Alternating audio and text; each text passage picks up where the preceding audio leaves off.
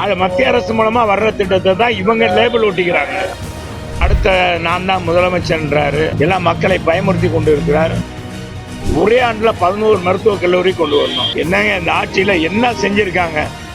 மக்கள் ஏற்கனவே ஏமாந்துட்டாங்க, இனிமேல் ஏமாற மாட்டார். ஆய்வறிக்கை வெளியிடாம காலம் தாழ்த்துறாங்க, ஒரு சில திருத்தங்கள்லாம் செய்யணும் அப்படின்னு சொல்லிட்டு மத்திய அரசு திரும்ப லெட்டர் கொடுத்திருக்காங்கன்னு சொல்றாங்க. இந்த விவகாரத்துல கூட்டணி கட்சியில் இருக்கக்கூடிய அதிமுக மௌனம் காக்கிறதா முதலமைச்சர்? ஆமா, மௌனம் காக்கணும், ஒண்ணும் கேட்கல. முதலமைச்சர் தான் தரக்குறைவா பேசுறார். நாளாந்தர பேச்சாளர் போல திமுகவில் இருக்கிற நாளாந்தர பேச்சாளர் போல ஒரு எதிர்கட்சி தலைவர் ஒரு முன்னாள் முதலமைச்சரை அரசு விழாவில் மிக மிக தரக்குறைவாக காது கூசும்படி கேட்பவர் மண் புண்ப கேட்பவர்களே ஒரு முதலமைச்சர் இப்படி பேசுறாரு, ஐயா முதலமைச்சரா இப்படி பேசுறது அப்படின்னு சொல்லி வருத்தப்படுற அளவுக்கு நம்ம காசுலயே இந்த முதலமைச்சர் இப்படி பேசுறாருன்னு சொல்லி ஏற்கனவே முதலமைச்சருக்கு எந்த விதமான ஒரு மதிப்பு மரியாதை இல்லை.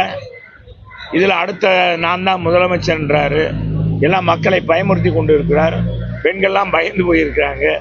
இந்த ஆட்சி தொடர்ந்தா நம்மெல்லாம் வெளியே நடமாட முடியாது என்ற அடிப்படையில் பெண்கள்லாம் படிக்கிறதுக்கே பள்ளிக்கூடத்துக்கே போக முடியாத சூழ்நிலை ஏற்பட்டு அச்சத்தில் இருக்காங்க. இதில் போய் பொது விழாவில் அரசு விழாவில் ஒரு முதலமைச்சர் தகுதியற்ற முறையில் இன்னைக்கு பேசியது வன்மையாக கண்டிக்கக்கூடியது. இன்னைக்கு தமிழ்நாட்டில் அத்தனை பேருமே இன்னைக்கு முதலமைச்சருடைய பேச்சை மிக மிக கடுமையாக கண்டித்திருக்கிறார்கள். இது அவர் இந்த போக்கை மாற்றிக்கொள்ள மாட்டேங்கிறார். இதெல்லாம் எரிச்சல் என்ன, நாளுக்கு நாள் எடப்பாடியாருக்கு புகழ் கூடுவதா, அடுத்த முதலமைச்சர் எடப்பாடியார் தான் என்பதை மக்கள் முடிவு எடுத்ததுனால இன்னைக்கு தமிழ்நாட்டில் அதுவும் குறிப்பாக மேற்கு மாவட்டத்தில் போய் இன்னைக்கு கொல்லந்தெருவில் ஊசி விற்பதை போல நம்ம முதலமைச்சர் அங்கே போய் அந்த விவசாயிகளுக்காக எண்ணற்ற திட்டங்களை கொண்டு வந்து செயல்படுத்தியவர். எனவே அவரை போய் இன்னைக்கு நம்ம தரைக்குறவா பேசியது உண்மையிலே முதலமைச்சரை நாங்க கண்டிக்கிறோம். ஆமா, இப்ப உங்கெல்லாம் பார்த்ததே அதுக்குதான். நாங்க வந்தோம் குடிமராமத்து திட்டத்தின் மூலமாக இன்னைக்கு நிறைய நீர்நிலைகள்லாம் உயர்த்தி பார்த்தீங்கன்னா நிலத்தடி நீரை கூட்டு அதிகப்படுத்திருக்கு. இன்னைக்கு துவரிமான் கம்மாய் எடுத்துக்கோங்க, மாடக்குளம் கம்மாய், காமாட்சிபுரம் கம்மாய், தாராவட்டி கண்மாய், இப்படி எத்தனையோ கம்மாய்கள் இன்னைக்கு தூராறப்பட்டிருக்குது. மதுரையை சுற்றி தூர்வாரி இருக்கும். இதனால நிலத்தடி நீர் கூடி இருக்கு. மழை நீர்கள்லாம் இன்னைக்கு தேக்கி வச்சிருக்கோம். இன்னைக்கு பல கோடி ரூபாய், 4 ஆண்டுகளை 8000 கோடி ரூபாய் எங்க முதலமைச்சர் கொடுத்தார் மதுரையினுடைய வளர்ச்சிக்காக மட்டுமே. இன்னைக்கு உங்களுக்கு தெரியும், பறக்கும் பாலங்கள் இன்னைக்கு மதுரையில் இருக்குன்னா அதுக்கெல்லாம் வித்தவிட்டவர் எங்களுடைய புரட்சி தமிழர் எடப்பாடியார். அதே மாதிரி பெரியார் பேருந்து நிலையம் இன்னைக்கு எந்த அளவுக்கு அழகாக இருக்கிறது. வணிக வளாகம் எவ்வளவு வானலாவே கட்டப்படும், அதை கூட திறக்காம இருக்கிறாங்க. ஆண்டுக்கு 7 கோடி ரூபாய் மாநகராட்சிக்கு இன்னைக்கு வருவாய் இழப்பு ஏற்படுகிறது. மதுரையே இன்னைக்கு அழகுபடுத்தப்பட்டதுன்னா அதிமுக ஆட்சியில். அதே மாதிரி அவர் நம்முடைய வணிக வரித்துறை அமைச்சருடைய தொகுதிக்கும் அந்த பகுதி அவரும் பயன்படுற மாதிரி இன்னைக்கு பார்த்தீங்கன்னா பாதாள சாக்கடை திட்டம் கொண்டு வந்தோம். சாலை புனரமைக்கப்பட்ட அவர் தொகுதியெல்லாம் போய் நாங்கள் பூமி பூஜை இதெல்லாம் போடல. பெரிய கட்டடங்கள்னா தான் பூமி பூஜை போடணும். இந்த ஆட்சியில் மந்திரிகளுக்கு வேற வேலையே இல்லை, ரோடு போடுறதுக்கு தான் வேலை இருக்கு. ரோடு போட பூமி பூஜை போடுறது, பெரிய பெரிய திட்டங்களை கொண்டு வந்து செயல்படுத்தியிருக்காங்கன்னா இல்லை. ஒரு நூலகம் எதுக்கெடுத்தாலும் ஒரு நூலகம் கட்டிட்டோம். ஒரு ஜல்லிக்கட்டு மைதானத்தினால மதுரை மக்களுக்கு, மதுரை வாழ் மக்களுக்கு என்ன நன்மை? இன்னைக்கு 24 மணி நேரம் தங்கு தடையின்றி குடிநீர் குடிக்கிற திட்டத்தை 1296 கோடியில கொண்டு வந்தோம். அதை இன்னைக்கு ஏறத்தாழ 84 மேல்நிலை தொட்டி மூலமாக நீர் ஏற்றி மக்களுக்கு 50 ஆண்டுகளுக்கு குடிநீர் பிரச்சனையை தீர்க்கிற பணியை செஞ்சோம். எங்க ஆட்சி தொடர்ந்திருந்தா நேரம் மக்கள் பயன்பெற்றிருப்பாங்க. அதை கூட செய்யல. இன்னைக்கு அச்சம்பத்தில் இருக்கிற நிலத்தடி நீர்லாம் கூடியிருக்குன்னா இது காரணம் தூர்வாரப்பட்டதன் அடிப்படையில் தான். இதெல்லாம் குடிமராமத்து அரசர்கள் காலத்துல இதெல்லாம் இந்த குடிமராமத்து பணி நடத்தப்பட்டது. அதற்கடுத்து அம்மா அவர்கள் தான் இந்த ஆணையை பிறப்பித்தார்கள். ஆனா எடப்பாடியார் தான் செயல்படுது. இது மாதிரி தொலைநோக்கு பார்வையோடு இந்த அரசாங்கம் செஞ்சிருக்கா?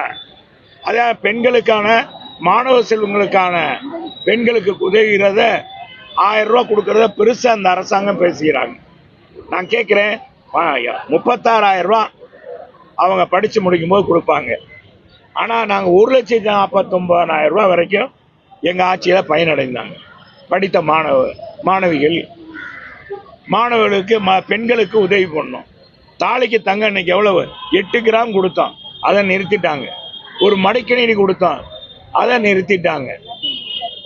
ஸ்மார்ட் சிட்டி நாங்க காலத்துல தான் ஸ்மார்ட் சிட்டி நடத்தப்பட்டது. மதுரை ஒரே ஆண்டுல 11 மருத்துவக் கல்லூரி கொண்டு வந்தோம். என்னங்க இந்த ஆட்சியில என்ன செஞ்சிருக்காங்க? எந்த அமைச்சரும் செய்யல. குறிப்பா மேற்கு தொகுதியை மையப்படுத்தியே அவர் ஒரு பாராட்ட கிடையாதாலோ ஒரு மேற்கு தொகுதியை மையப்படுத்தியே அவர் பூஜையெல்லாம் நடத்திட்டு வர்றாரு. இதை பத்தி எல்லாம் நாங்க கவலையே படுறதில்ல. மக்களுக்கு தெரியும் மக்கள் யாருக்கு அண்ணா திராவிட முன்னேற்ற கழக ஆட்சியில என்ன செஞ்சாங்க, இந்த அமைச்சர் என்ன செய்யறாரு என்பது மக்களுக்கு தெளிவா தெரியும். மக்களை ஏமாற்ற முடியாது. மக்கள் ஏற்கனவே ஏமாந்துட்டாங்க, இனிமேல் ஏமாற மாட்டாங்க. குறிப்பா அமித்ஷா மேற்கு தொகுதி கிழக்கு தொகுதி 2 தொகுதியை குறி வச்சுதான் நிர்வாகிகளை சந்திச்சிருக்காருன்னு சொல்றாங்க. உங்க தொகுதி எதுவும் கேட்டுக்கிறதுக்கு வாய்ப்பு இருக்கா? பாஜக பொதுவாக இந்த அரசாங்கத்தை பத்தி நான் இது ஒரு பொது நிகழ்ச்சி, இதுல சொல்லுங்க அந்த அரசாங்கத்துடைய குறைகள். உங்க ஆட்சியில இது செய்யலையே, அவங்க இதெல்லாம் செய்யறாங்கன்னு கேளுங்க, நான் சொல்றேன். நீங்க திரும்ப அரசியலுக்குள்ளே போறீங்க. இந்த அரசியல் கருத்துக்கள்லாம் எங்க பொதுச் செயலாளர் பேசுவார். எங்களுக்கு சொல்லி இருக்கிறதே என்னன்னா, இப்போதைக்கு அரசியல் கருத்துக்களை யாரும் சொல்ல வேண்டாம், அரசியல் கருத்துக்களை நான் சொல்லிக்கிறேன் அப்படின்னு சொல்லியிருக்காங்க. அதனால எங்க பொதுச் செயலாளர் எது நட்டாலும் சரி, அரசியல் கருத்துக்களை பத்தி கேட்கணும்னா அவர்கிட்ட கேளுங்க. அரசாங்கத்துல என்ன குறைபாடு பண்ணணும், இந்த அரசாங்கத்துல என்ன மேன்மைப்படுத்திருக்காங்க அப்படின்னா வேணா கேளுங்க, நான் சொல்றேன். ஒண்ணும் இல்ல,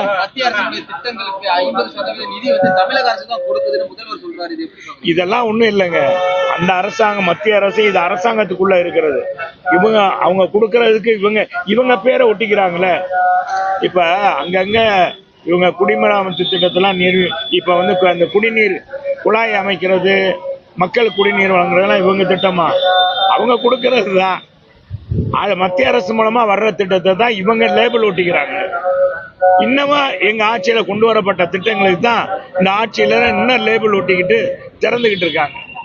இது போன்ற செய்திகளை மேலும் தெரிந்து கொள்ள எங்களது யூடியூப், Facebook மற்றும் Twitter ஆப்களை சப்ஸ்கிரைப் செய்யவும்.